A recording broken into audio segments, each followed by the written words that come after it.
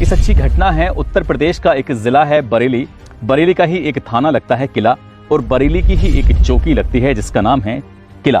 दरअसल किला चौकी की बात है 24 फरवरी 2024 की ये बात है। रात के लगभग 7:30 या 8 बजे के आसपास का वक्त हो चला था। जैसे ही व्यापारी ने एक बहाना बनाया कि मुझे बहुत तेज टॉयलेट आ रहा है, टॉयलेट की बात करने के बाद वो यहाँ से टॉयलेट नहीं करता बल्कि टॉयलेट का बहाना करके भाग जाता है। भागकर सीधा अपने घर पहुँचता है। घर होता है उसका परसा खेड़ा में, जो कि वहीं पर उसका व्यापार होता है, और जाकर अपनी बीवी से बोलता है कि आज मैं बहुत बुरी तरह से फंस चुका हूँ, मैं समझ नहीं पा रहा हूँ कि आखिरकार क्या बात है। पूरी कहानी उसने अपनी बीवी को बताई, और बीवी ने जैसे ही कहानी सुनी, बीवी ने उसका हाथ पकड़ा, कहा कि कॉल गर्ल के साथ रहते हो और मुझसे मदद मांग रहे हो, चलो थाने। अब बात जब थाने चलने की आती है तो व्यापारी बहुत ज्यादा परेशान हो जाता है। शर्मिंदगी का कारण बन चुका था क्योंकि वो एक लड़की से मिलकर जो आया था, लेकिन बीवी ने कहा कि थाने तो आपको चलना ही पड़ेगा, हर हाल में चलना पड़ेगा। बीवी ने हाथ पकड़ा और हाथ पकड़ के सीधा वो किला थाने पहुंच जाती है। वहां पर SHO यानी कि इंस्पेक्टर साहब मिलते हैं। इंस्पेक्टर साहब का नाम होता है हरेंद्र सिंह, और हरेंद्र सिंह के पास जाकर वो पूरी कहानी बयां करना शुरू कर देती है।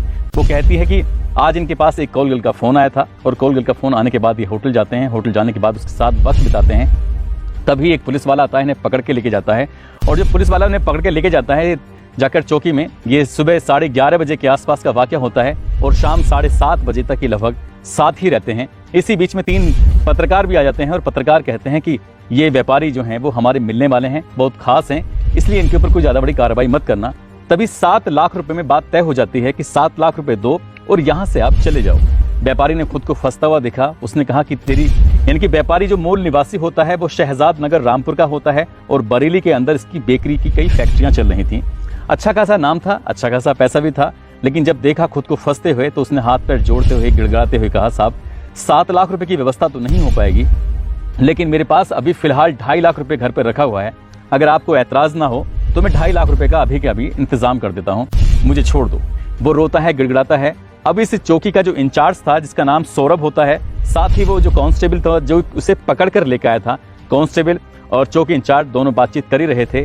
7 लाख रुपए से बात तय होकर 2.5 लाख रुपए पर आके सिमट जाती है, और 3 पत्रकार भी साथ होते हैं। 3 पत्रकार ऐसा व्यवहार कर रहे थे जैसे कि वो वाकई उस व्यापारी को बचाना चाहते थे। इसके बाद जो इंचार्ज होते हैं, चौकी इंचार्ज, वो कहते हैं पत्रकारों से, ठीक है 2.5 लाख रुपए की व्यवस्था करो। तीनों पत्रकार उस व्यापारी के साथ उसके घर पे चले जाते हैं जहां पर उसका बिजनेस था, व्यापार था। वहां जाने के बाद पैसे का इंतजाम करने की जब वो कोशिश कर रहा था, इसी बीच में मौका पाते ही उसने 112 नंबर पर फोन कर दिया, और 112 नंबर पर फोन करते ही महज 5 मिनट के अंतराल में ही एक फैंटम आती है। उस पर 2 सिपाही आते हैं, और सिपाही आने के बाद वो कहते हैं कि क्या बात है, हम आपकी क्या मदद कर सकते हैं। तब वो पूरी कहानी बताता है। कहता है कि मुझे पुलिस ने इस तरह से पकड़ लिया था। वो कहते हैं कि अच्छा, एक तो तुम लड़की के साथ वक्त बिताते हो, उसके साथ गंदी बातें करते हो, और उसके बाद फिर हमसे कहते हैं कि मदद चाहिए। वो दोनों पुलिस वाले जो फैंटम पर आए थे, 112 नंबर की पुलिस थी, वो चौकी इंचार्ज से बात करती है। उन व्यापारी को वो सीधा उठाकर वहाँ जहाँ से क्या वो आया था अभी जान बचाकर, वहाँ पहुँच गया, और फिर से वही बातें शुरू हो जाती हैं। व्यापारी चाहता था कि उसकी किसी तरकीब से जान बच जाए, लेकिन यहाँ उसके पास एक अच्छा मौका था। वो टॉयलेट के बहाने से भाग जाता है, बीबी के पास जाता है। बीबी के पास जाने के बाद पूरी कहानी वो SHO को बीबी के माध्यम से पहुंच जाती है। अब SHO ने सीधा चौकी इंचार्ज सौरभ कुमार को फोन किया। उनसे कहा कि क्या तुम्हारे क्षेत्र में कोई ऐसी वारदात हुई है। तो चौकी इंचार्ज कहता है कि हाँ सर, मेरे क्षेत्र में एक अशोका होटल है, उसका रूम नंबर 101 के अंदर एक लड़की के साथ एक व्यक्ति जो व्यापारी है वो रेप करता है, और वो पोक्सो एक्ट भी मामला है, यानी कि उस लड़की की उम्र 18 साल से कम की उम्र है, और लड़की मेरे पास है, लेकिन वो जो व्यक्ति है वो भागा हुआ है। मैं जल्दी ही उसे गिरफ्तार करके थाने लेके आता हूँ। वो कहते हैं कि तुम लड़की को लेके आओ, उस व्यापारी को तो हमने पकड़ा हुआ है, वो हमारे पास ही है।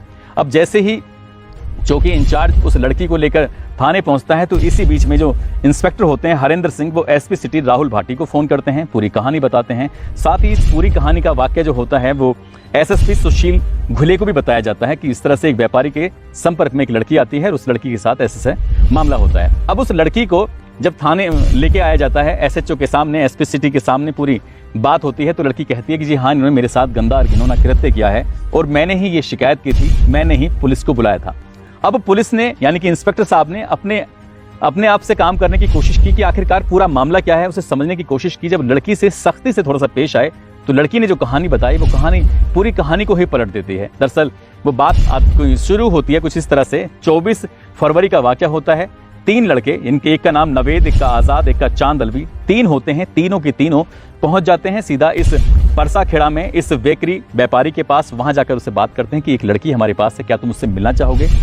उसे पूरी तरह से अपनी बातों से प्रभावित करते हैं और 2000 रुपए ले लेते हैं कि 2000 रुपए में वो लड़की आ जाएगी, तुम उससे मुलाकात कर लेना। मुलाकात का टाइम जो समय था वो पूरा तय हो जाता है और एक अशोका होटल के कमरा नंबर 101 में मुलाकात करने की पूरी बातचीत हो जाती है।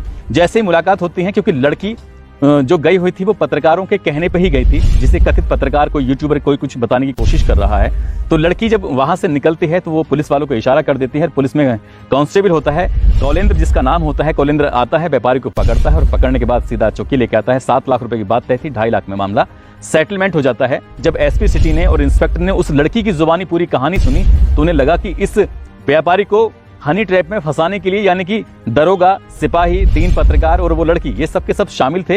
इसका मतलब कहानी तो कुछ हो रही है। जब महिला और उसका पति व्यापारी ने पुलिस को ये कहानी बताई थी, उसके बाद एक तहरीर दी जाती है थाने में, और तहरीर जब दी जाती है तो रात लगभग 10-11 बजे के आसपास 24 फरवरी 2024 को एक मुकदमा दर्ज किया जाता है।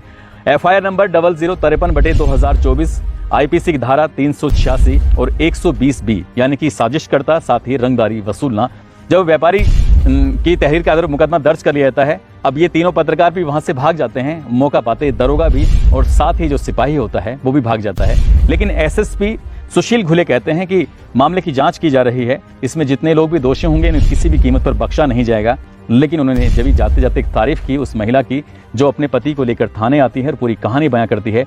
व्यापारी तो सुरक्षित बच जाता है, लेकिन उनको फंसाने वाले खुद फंस जाते हैं, उनकी जेल जाने की नौबत है। साथ ही जो चौकी इंचार्ज होता है उसको सस्पेंड कर दिया जाता है, जो सिपाही होता है उसको भी सस्पेंड कर दिया जाता है और उन तीनों पत्रकारों की गिरफ्तारी के लिए दबिश दी जा रही थी। हालांकि उनकी अभी गिरफ्तारी नहीं हुई थी।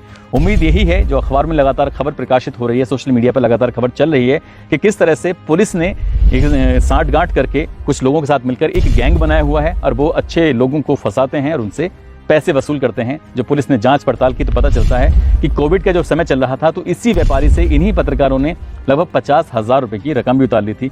खासकर बरेली शहर में इस तरह के काम कुछ ज्यादा ही होते हैं। दोस्तों, इस पूरे घटनाक्रम को सुनाने का उद्देश्य किसी को परेशान करना नहीं है, किसी का दिल दुखाना नहीं है, बल्कि आपको जागरूक करना है, आपको सचेत करना है। जिस तरह से इस व्यापारी की पत्नी ने बहुत अच्छा काम किया था, खुद थाने जाकर पूरी कहानी बयां की थी, वैसे ही लोगों को काम करना चाहिए। पहली बार में जब आप फंसते हैं तो आपकी जिम्मेदारी है जाकर किसी से मदद मांगिए। जो नीचे का अधिकारी मदद नहीं कर रहा है तो ऊपर के अधिकारी से बात करिए, ऊपर का अधिकारी नहीं तो उससे ऊपर के अधिकारी से बात करिए। कहते हैं कि सच में देर जरूर हो सकती है, लेकिन वो कभी पराजित नहीं होता और यहाँ भी सच की जीत होती है। धन्यवाद। आप देख रहे हैं सक्षम समाचार, सच का दर्पण, समाज को अर्पण। देश और प्रदेश की खबरें जानने के लिए हमारे चैनल को सब्सक्राइब करें।